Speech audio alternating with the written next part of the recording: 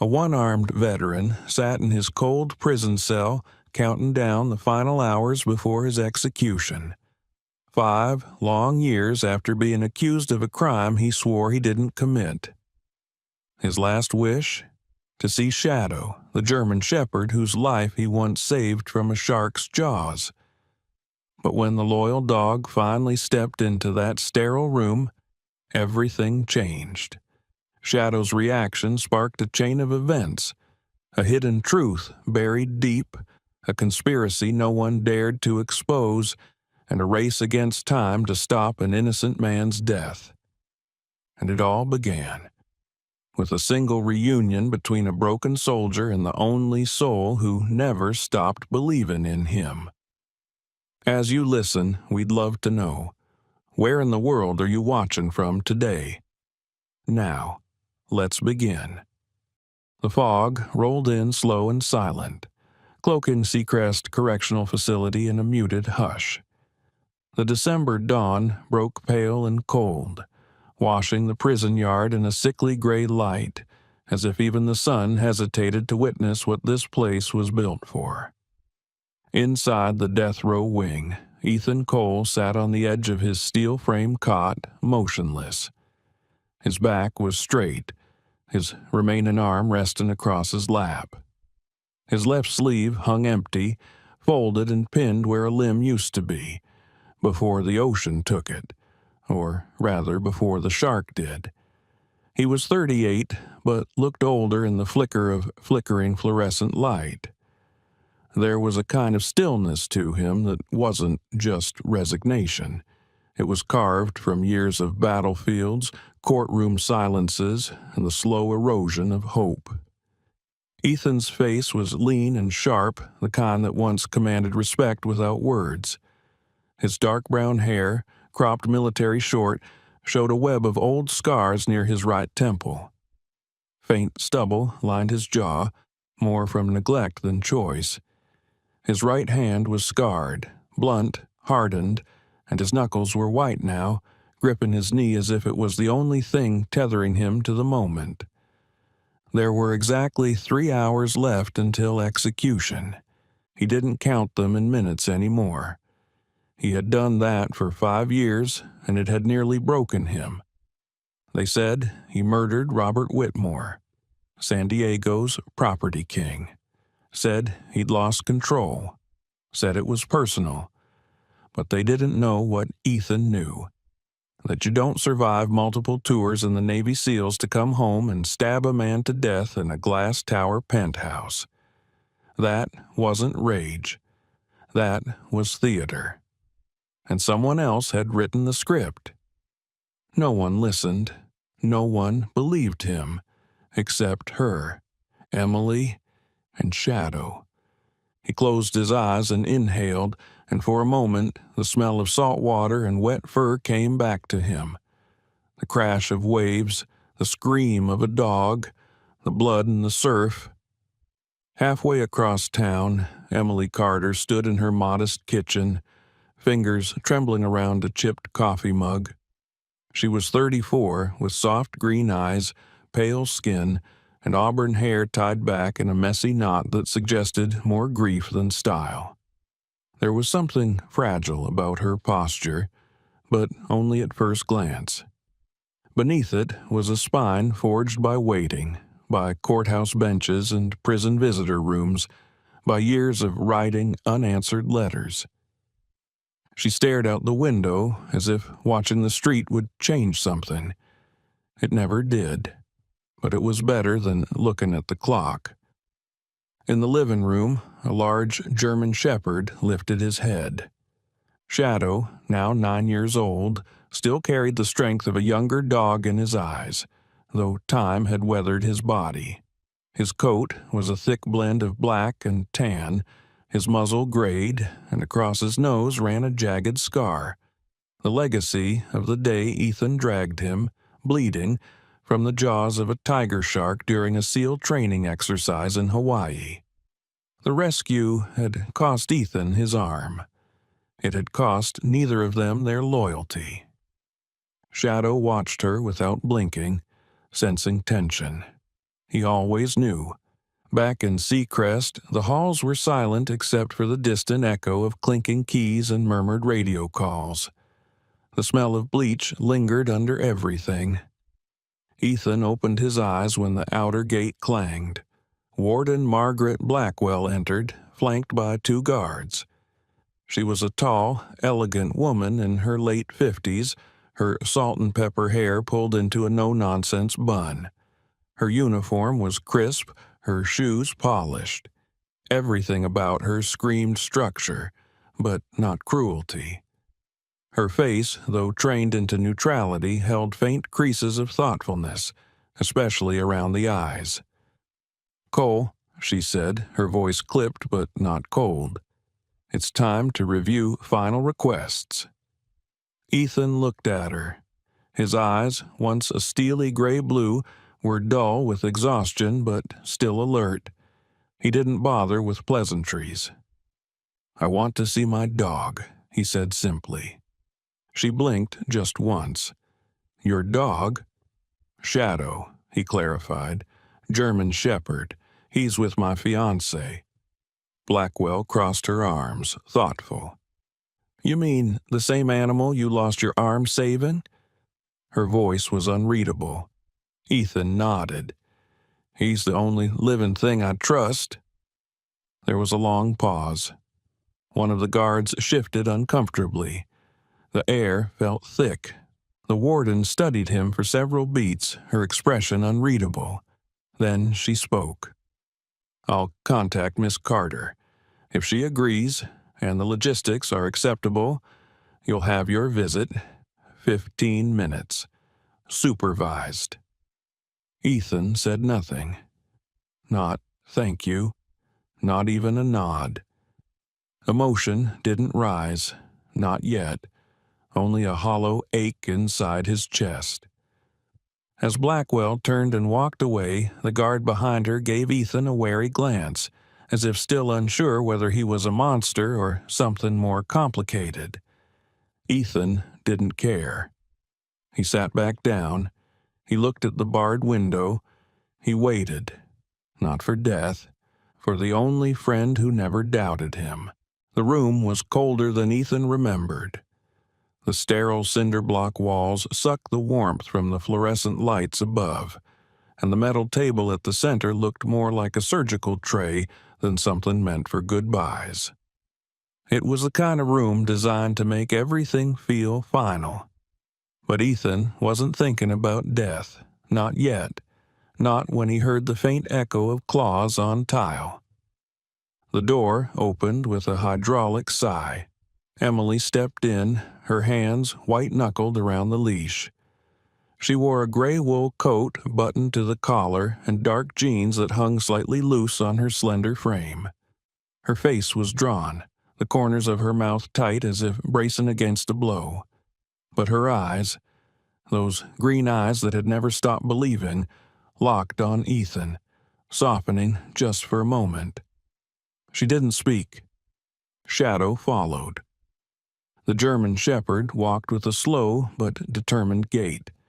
His thick black and tan coat bristled faintly in the chill, his amber eyes scanning the room until they landed on Ethan. In an instant, his body tensed, and then he lunged. Emily barely had time to let go of the leash.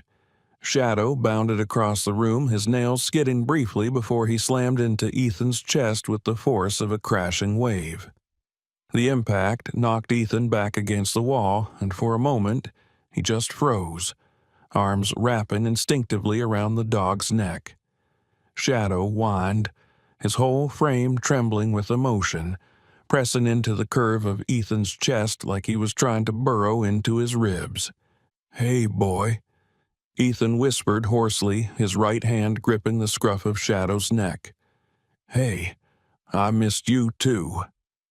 Shadow's tongue darted out, frantic, licking at Ethan's jaw and cheek. His tail whipped behind him in wild arcs, but his paws kept pawing at Ethan's chest, as if searching for something. Not just affection, urgency. Emily stepped forward, tears streaming down her face. He remembered. After all this time, Ethan nodded mutely, overwhelmed, but then something changed. Shadow stilled, sniffing sharply at the upper chest pocket of Ethan's prison uniform. His ears pricked forward. He let out a low whine, then began pawing rapidly at the fabric. "What's he doing?" Emily asked, her voice catching. I don't know," Ethan muttered.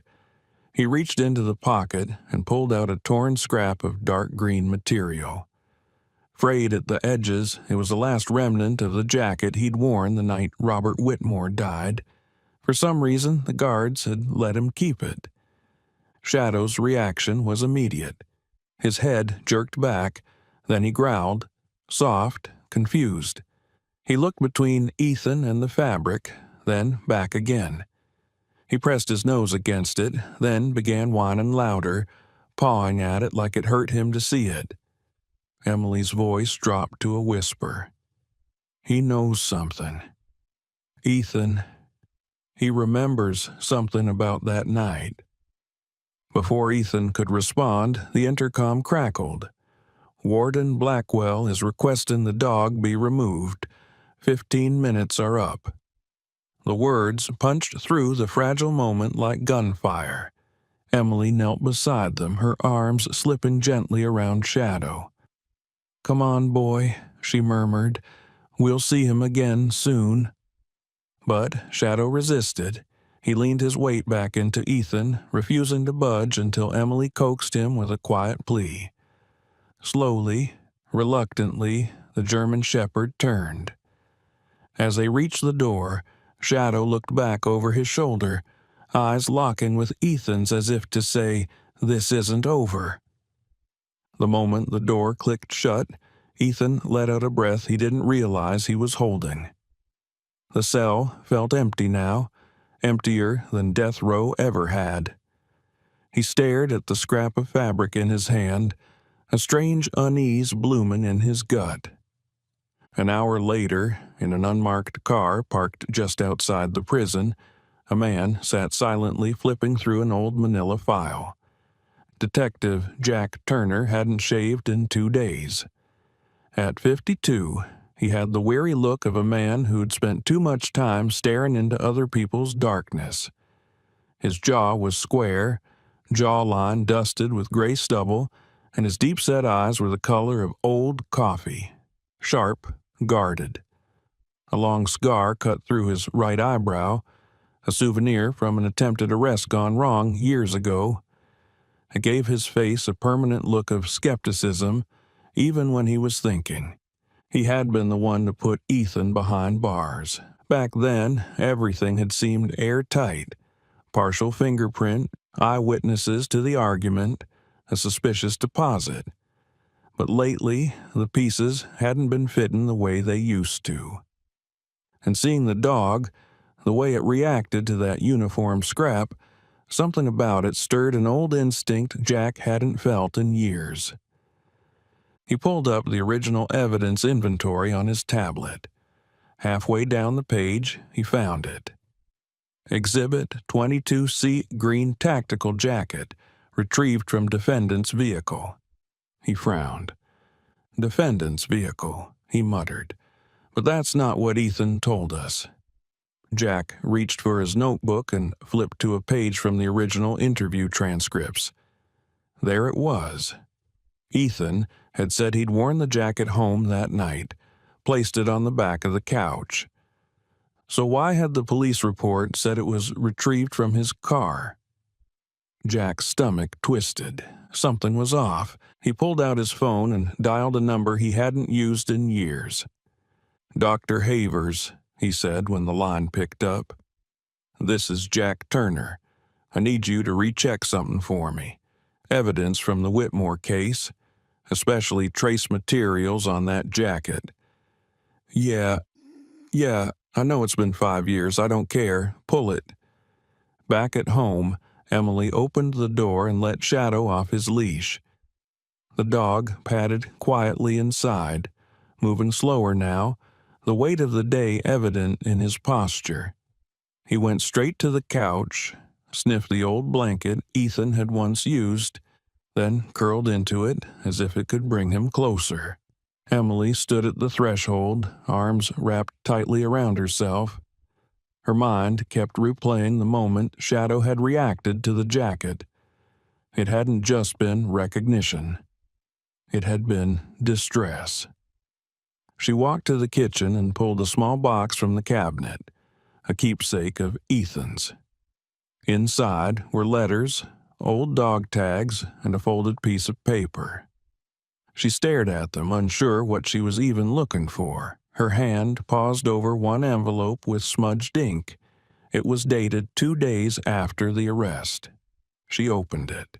Inside was a single sentence, hastily written in Ethan's handwriting.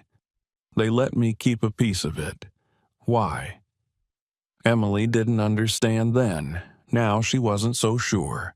Detective Jack Turner sat alone in the glow of his desk lamp, the corners of his office swallowed in shadow. The air was stale with the scent of old coffee and the dust of forgotten files. A folder lay open before him, marked with a faded red stamp. Whitmore, Robert closed. Jack ran his thick, calloused fingers over the paper like he was reading Braille, as if the truth had been there all along, hidden in the margins. He leaned back in his creaking leather chair, jaw tight, eyes tracing the name that had resurfaced in his mind like an old scar reopened. Coastal Crown Development Group. At the time, it had seemed like another flashy waterfront project. High-rise condos, a marina, maybe a golf course or two. But Jack remembered whispers, reports that never quite made it to court, rumors about money laundering, campaign contributions, payoffs to city officials that vanished in red tape. Robert Whitmore had been listed as a senior consultant. No one had blinked back then. Until now. Jack flipped the file. In a series of archived press clippings, a photograph caught his eye. Robert shaking hands with a tall man in a dark pinstripe suit. The caption identified the man only as VK. Jack's fingers paused. "Victor Kane," he muttered. The name wasn't in the original case file, but to anyone in law enforcement with enough gray in their beard, Kane's reputation was legend. A fixer for the ultra-wealthy, Victor Kane was the kind of man who didn't just clean up messes. He buried them, rewrote them, repainted them in gold leaf. Little was known about him except that he moved through high society with the ease of a serpent through grass. There were no charges, no photos newer than a decade, and no one who spoke of him without lowering their voice. Jack jotted down the name on a yellow sticky note and slapped it on the wall beside his desk. His eyes narrowed. If Victor Kane had been involved, then the case against Ethan might not just be flawed, it might be a masterpiece of manipulation. Across town, the early morning sun spilled through the kitchen window at Emily's home, casting long beams over the tile floor.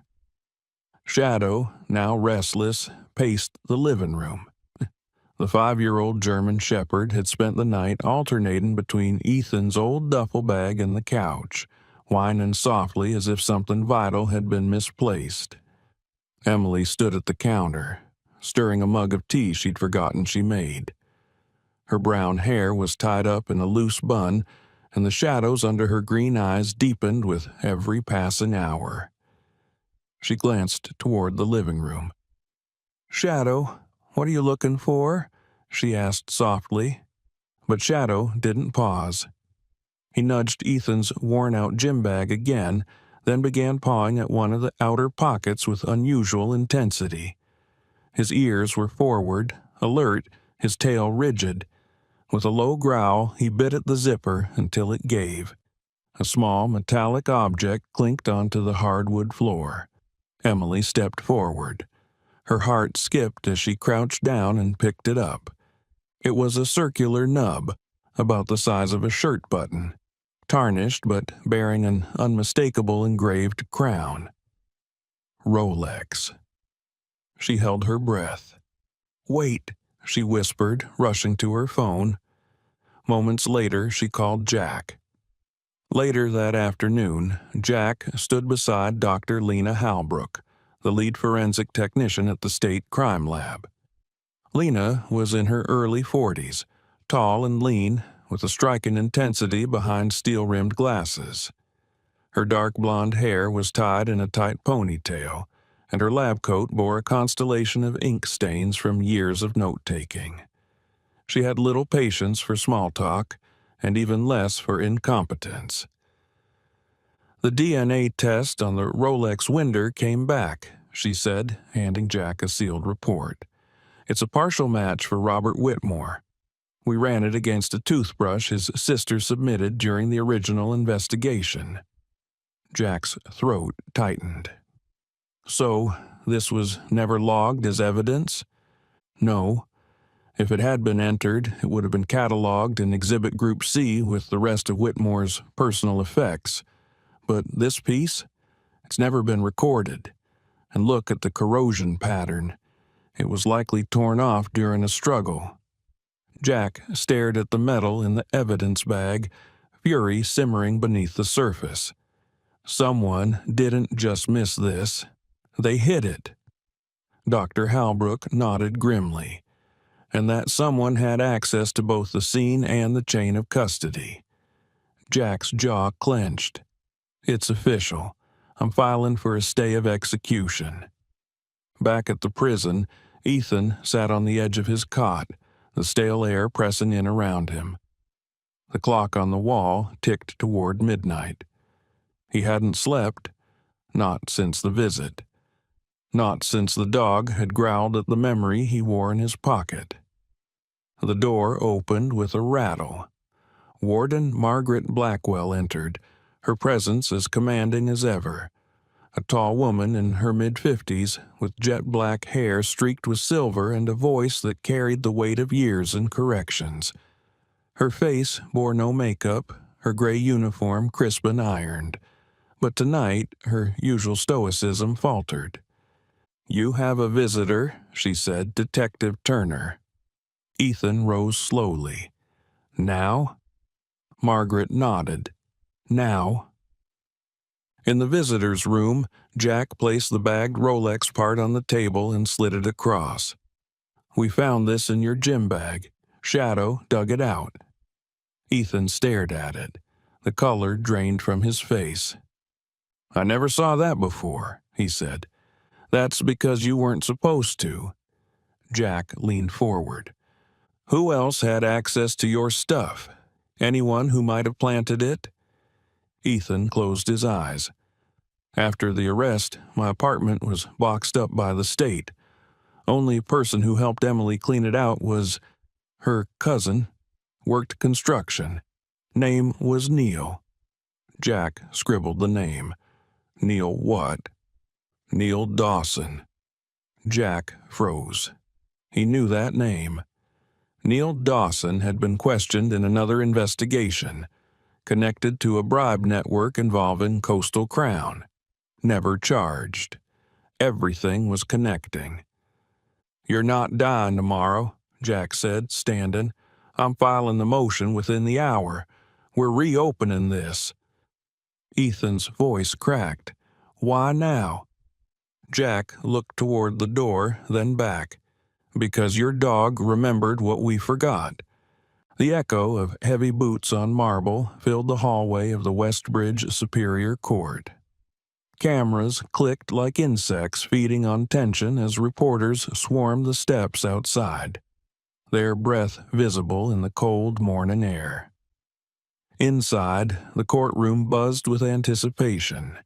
A special hearing, called just hours after Jack Turner filed an emergency motion to halt Ethan Cole's execution. And the whole city was watching. Judge Mary Winters entered precisely at 9 a.m., her gavel landing like thunder on a lake. In her mid-60s, she was a woman of imposing stature with sharp cheekbones and silver hair swept into a French twist. Her tailored navy robes, crisp posture, and piercing hazel eyes made it clear she'd suffer no theatrics in her courtroom. Winters had presided over organized crime trials, corporate fraud, and political scandals, but even she knew today would be different. In the defendant's box sat Ethan Cole, thinner than ever, dressed in a gray prison-issued suit that hung loosely on his broad frame. His left sleeve was pinned up where his arm used to be. His eyes, a shade between steel and dusk, were locked on one figure alone, Shadow, sitting obediently at Emily's feet behind the gallery rail, ears perked, alert. Detective Jack Turner stood at the prosecution table. Unlike the prosecutors of old, Jack wasn't interested in playing politics. Today, he wasn't arguing to convict. He was arguing to stop a man from dying for a crime that reeked of setup. He cleared his throat. "Your Honor, I submit 3 key pieces of newly discovered evidence." Judge Winters gestured for him to proceed. Jack clicked the remote, and the screen behind him lit up with a grainy image of the crime scene. Whitmore's body slumped beside the shattered glass coffee table. "Exhibit A," Jack said, his voice steady. Unidentified fingerprints lifted from the ceramic handle of a whiskey decanter at the scene. These prints do not match Ethan Cole, the victim, or any known associates. They were never examined in trial due to an apparent clerical error. Murmurs rippled through the gallery. Winters raised her hand to silence them.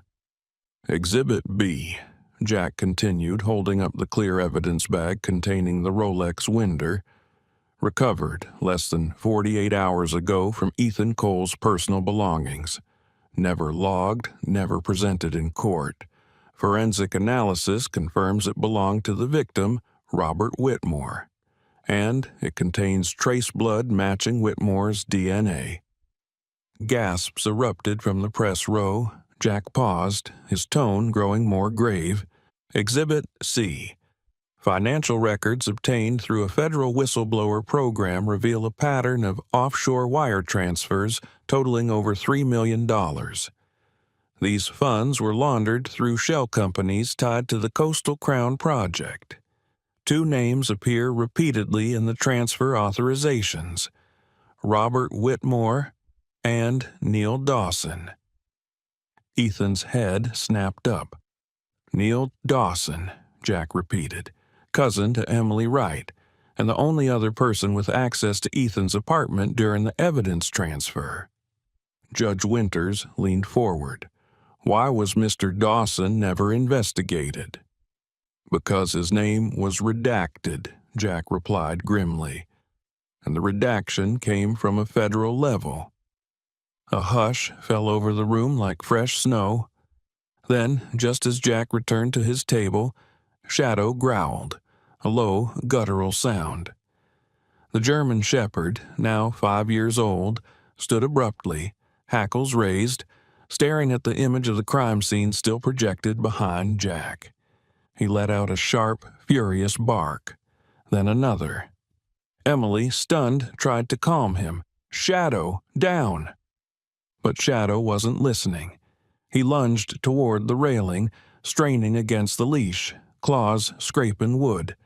His focus was laser-sharp, directed not at Jack or Ethan, but at the corner of the photograph where the broken Rolex watch lay under Robert's outstretched hand. "He's reacting to the watch," someone whispered. Jack turned. "He's trained in scent memory. That reaction isn't random." Judge Winters held up a hand. "Miss Wright, bring the dog forward." Emily hesitated, then obeyed, guiding Shadow up the aisle. As soon as they reached the display board, Shadow sat, tail rigid, eyes locked on the Rolex. "Your Honor," Jack said, "the dog has never seen this photo before.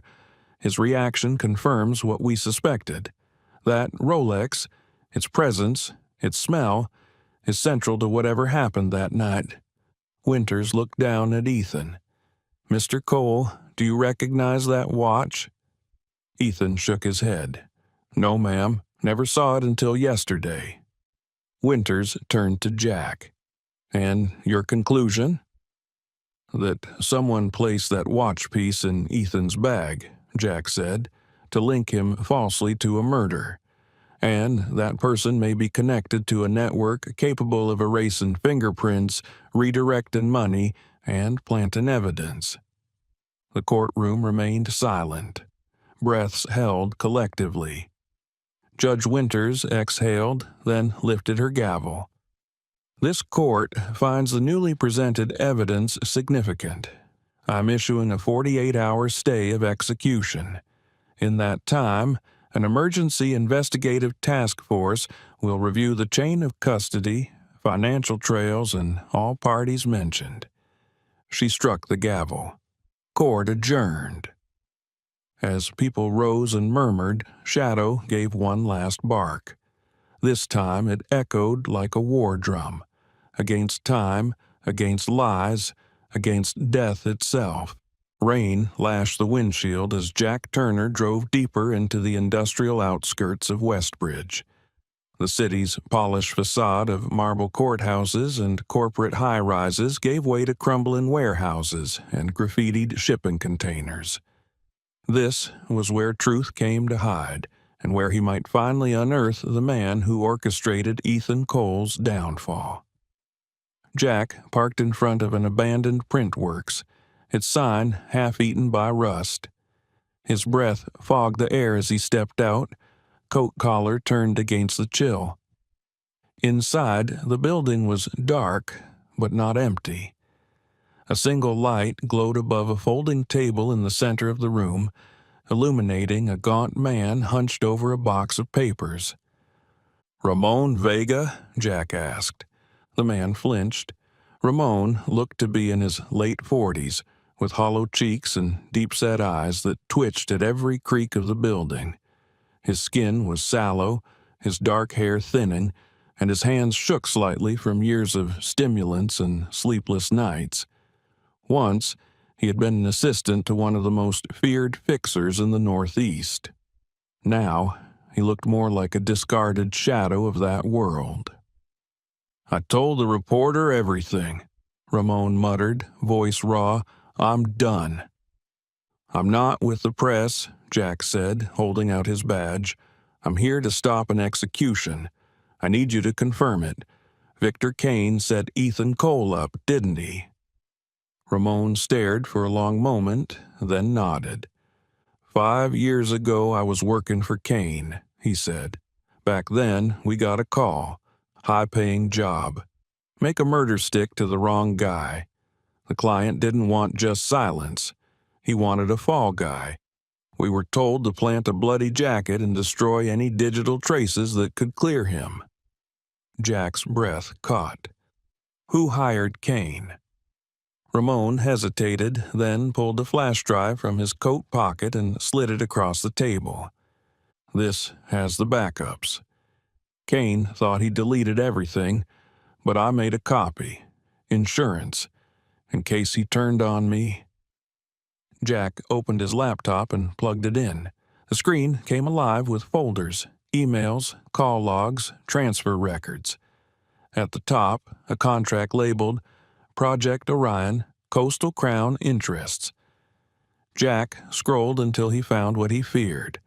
2 names listed under beneficiaries.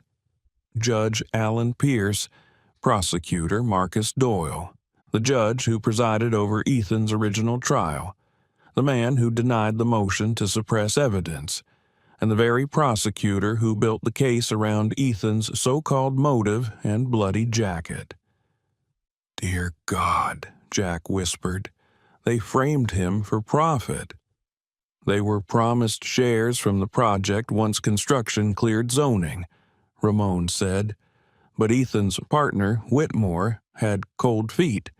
He was threatening to go public. So they killed him, pinned it on the soldier with the missing hand, and buried the rest." "And Kane?" Jack asked. "He's in hiding," Ramon said, "but he still has contacts, dangerous ones. He's paranoid now, doesn't like loose ends. Jack closed the laptop slowly. I need Kane to testify, he said, and you. I'm not suicidal. You'll be protected. We'll place you under federal custody. Ramon raised a trembling hand. Do whatever you want. I've carried this for too long. The next morning, Jack stood outside a gated villa in Ashridge Heights. Ivy crept up the stone walls. Behind the frosted glass doors, a man in his 60s stepped into view, adjusting the cuffs of his silk shirt. Victor Kane was once a legend in the underworld of corporate cleanup. Tall, lean, with silvered hair slicked back and ice-blue eyes that scanned like X-rays, he had the composure of a man who knew exactly how far the law could bend before it broke. His chiseled jaw was clean-shaven, his posture straight, and his smile slow and calculated. Jack held up a photo, Ethan's bloodied jacket. Your handiwork? Kane didn't flinch. You'll need more than theatrics to make that stick, detective. I have Vega's testimony and the original location logs from Ethan's phone. The ones you wiped. You weren't careful enough. Kane turned, pouring himself a drink. So, what's your play, Officer Justice? You think a stay of execution buys you redemption? I think a man's life deserves the truth, and if you don't cooperate, I'll make sure you share a cell with Judge Pierce.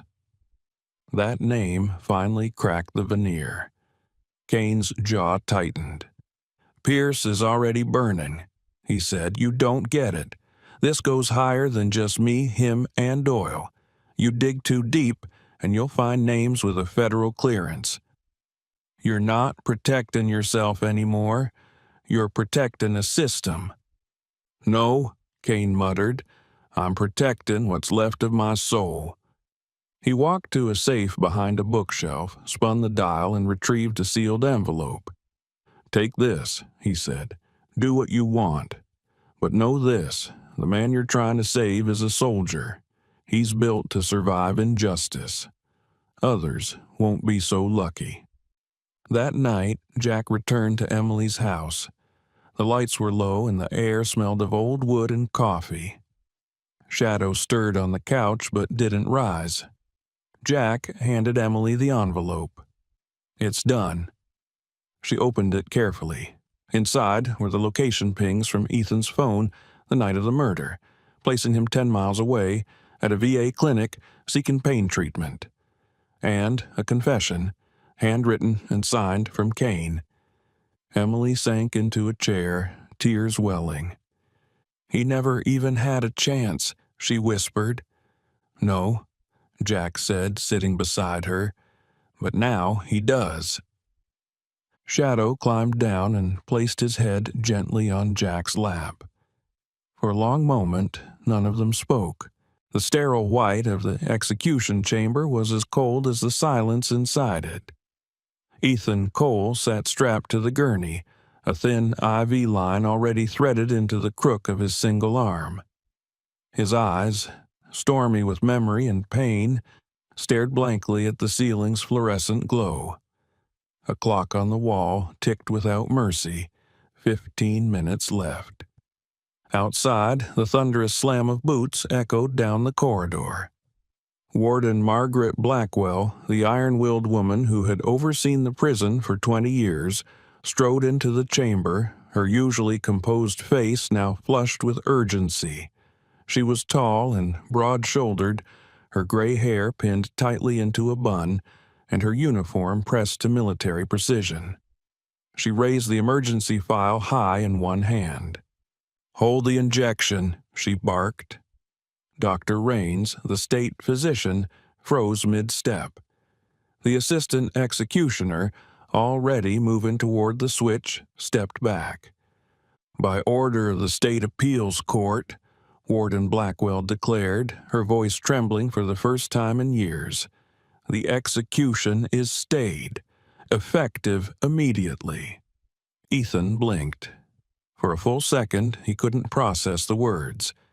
The chains were unfastened, the straps loosened. Jack was the first to enter the room, followed by Emily, her eyes swollen from tears, a manila folder clutched to her chest.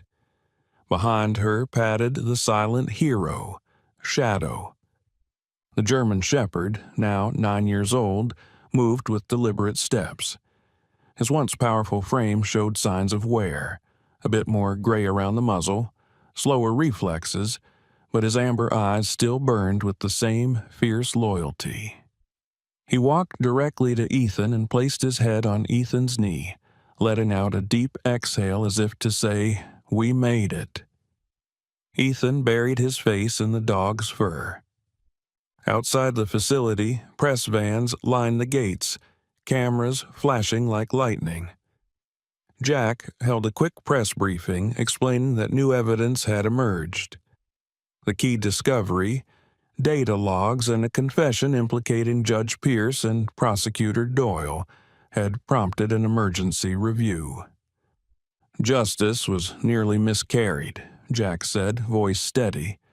But thanks to tireless work from both the legal team and this incredible animal, Mr. Cole is now a free man.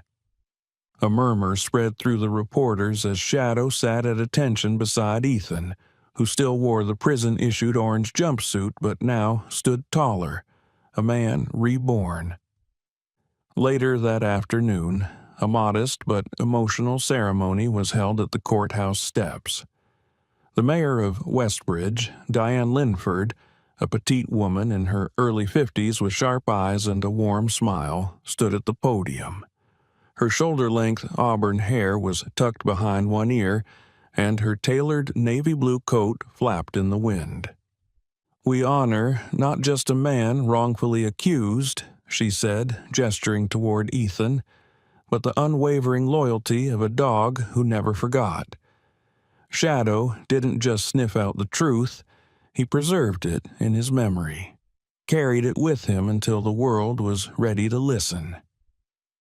She presented Shadow with a gold-plated tag engraved with a simple message, "For courage beyond words." The crowd applauded. Ethan knelt beside his dog, whispering something only Shadow could hear. But beneath the celebration, Ethan noticed something off, a hesitation in Shadow's movement, a faint wheeze in his breath. That evening, they brought Shadow to the Westbridge Animal Medical Center. The clinic was bright and clean, filled with the low hum of machines and the occasional bark from behind treatment doors. A new character emerged, Dr. Lila Hart, a lean woman in her 40s with dark brown curls pulled into a ponytail and olive-toned skin. She wore minimal makeup, her green scrubs dotted with fur. There was a grounded intensity in her hazel eyes, the kind earned from years of treating both champion K9S and strays from the gutter.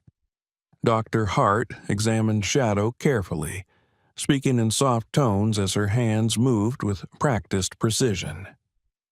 "His vitals are low," she said, looking up. "We'll need to run some imaging. His gums are pale and there's swelling in the lymph nodes." Ethan stood stiff beside the table, one arm holding Shadow's head gently. Emily hovered nearby, fingers knotted together. An hour later, Dr. Hart returned with the results on a tablet. "It's lymphoma," she said quietly. "Early stage. The good news is we caught it just in time. We've seen some success with experimental immunotherapy, but it's not available through standard channels yet. We'd need to apply through a clinical trial." "Then we apply," Ethan said instantly. Dr. Hart nodded. "I'll make the call first thing tomorrow. He's strong, and he's got something most dogs don't. Purpose." Shadow let out a soft whine as if protesting the fuss, but his tail thumped weakly. That night, back in Emily's modest apartment, Shadow lay curled on a thick blanket in the living room. Ethan sat beside him, silently watching the rise and fall of the dog's chest. His thoughts flicked back to the prison walls, to the faces that had condemned him, to the years lost. And yet, here they were, free, together. Emily brought him a cup of tea. Her eyes searched his face. "I used to dream of this," she said, "but in my dreams you never look this tired." Ethan smiled faintly. "I didn't think I'd live to be tired." They sat in silence, broken only by the soft breathing of the dog between them. The courthouse steps were slick with rain the morning the verdict came down. Gray clouds rolled above like tired sentinels, watching over the end of a battle that had stretched far too long. Reporters huddled beneath umbrellas, pens poised, microphones extended, their breath fogging in the damp chill of spring. Inside, the courtroom was packed. Ethan Cole sat in the front row beside Emily, his prison-issued orange replaced by a dark blue button-up and well-fitted jeans. The hollow in his cheeks had filled out slightly, though the lines of hardship still etched his face like shadows of war. Beside his feet, Shadow lay quietly, a wool blanket tucked beneath him. The 9-year-old German Shepherd's fur had grown back fuller after weeks of treatment, though the pale pink scar where they'd inserted the IV still peeked through near his front leg. Judge Callahan, a stern woman in her late 60s with steel-gray hair and eyes to match, entered the room with slow, deliberate steps. Her presence alone could quiet a hurricane. She was known across the state for her integrity, an incorruptible figure who'd once stepped down from a lucrative appellate offer after learning it was politically motivated. Now she was here to clean up the damage others had caused. She read the statement in a clear, firm voice. After thorough review of new evidence, the court finds that Ethan Cole was wrongfully convicted. All charges are hereby vacated. Mr. Cole is granted full exoneration and eligible for reparations under state wrongful conviction statutes. A murmur spread through the courtroom like wind through dry leaves. Emily covered her mouth. Ethan did not move for several seconds. Then, slowly, he turned to Shadow and exhaled. The dog looked up, eyes tired but unwavering. Outside, the world erupted. Microphones were shoved in his face. Cameramen stumbled backwards as Ethan held up one hand, his remaining hand scarred and strong. "I don't want vengeance," he said into the cameras. "I want accountability." That came swiftly. Judge Daniel Pierce, the silver-haired architect of Ethan's downfall, was arrested that afternoon. Once celebrated as the youngest federal appointment in the state's history, he now stood pale and hunched in front of the same building he had once ruled. His hands shook as he was placed in cuffs, his navy suit soaked from the rain. Marcus Doyle, the once charismatic prosecutor known for his closing statements that could draw tears from stone, was found trying to board a private jet with a suitcase full of burner phones and a fake passport. The moment they snapped the cuffs around his wrists, he collapsed in a puddle of disbelief. Their fall wasn't just about justice. It was about reckoning. Victor Kane, the ex-contractor turned fixer, had taken a deal to avoid a life sentence. In exchange for a reduced sentence and placement in protective custody, he handed over every encrypted email, every bank transfer, every name that had whispered in the dark. His testimony would implicate a network of corruption tied to land grabs and construction scams far beyond Ethan's case. 3 months later, in a quiet cove in coastal Oregon, a weathered cottage sat atop a cliff overlooking the restless sea. The roof had been recently patched, its wooden deck sanded and stained. Inside, the living room glowed with warm amber light. A fire crackled in the hearth. The air smelled of cedar, salt, and something finally at peace. Ethan stood at the window, watching the waves batter the shore below. His right sleeve was neatly pinned above the elbow of his missing arm. Time had not restored it, but time had taught him how to carry it with dignity. Emily came down the narrow hallway, barefoot, holding 2 steaming mugs. Her dark hair was tied back in a messy bun, her sweatshirt oversized. The tight tension that had once made her walk like a person preparing to run had faded. She smiled now, and it reached her eyes. "Tea," she said, "chamomile. You're old enough for it now." Ethan smirked. "Don't remind me." Shadow, his health slowly improving, was sprawled across the rug with his head resting on a faded blue sneaker. His fur had grown back darker along his spine, and his gait had strengthened enough that he now took short walks to the shoreline with Ethan each morning. The treatment was working, not a miracle cure, but a fighting chance. That evening, as the sun slid behind the water in streaks of crimson and gold, Ethan walked down the beach alone with Shadow. The dog trotted ahead slightly, his ears perked, his tail high despite the breeze. They reached the edge of a dune where the wind was strongest, and Ethan knelt in the sand. He looked out across the ocean, the same horizon he had once thought he'd never see again. He placed his hand on Shadow's side. "You saved me," he whispered, "when no one else would. And now, I'll do the same for you, no matter how long it takes. I promise." Shadow pressed his body gently against him. The man and his dog, 2 survivors of different wars, sat side by side as the tide crept closer to their feet. A few moments later, Emily joined them. She didn't say anything. She just reached for Ethan's hand, interlacing her fingers with his, and the 3 of them walked slowly down the beach, their silhouettes merging with the fading sun, their footprints side by side in the sand. A man, a woman, and a dog finally free. Sometimes miracles don't come with trumpets or flashes of light. Sometimes they come quietly, in the form of a loyal dog who waits 5 long years, or in the strength of a man who chooses love over anger, truth over revenge. Shadow never stopped believing. Ethan never gave up hope, and Emily, she reminded us that even broken hearts can find their way home. This story isn't just about justice or survival.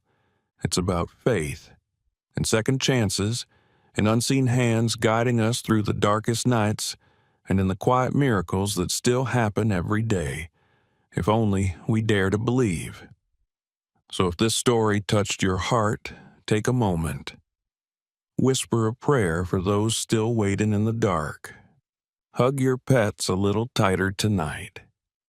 Share this story with someone who needs hope. Leave a comment and tell us, do you believe in miracles? And don't forget to subscribe, because more true stories of love, loyalty, and redemption are waiting, just around the corner. May God bless you and all those you love, and may He always send a shadow when you need one most.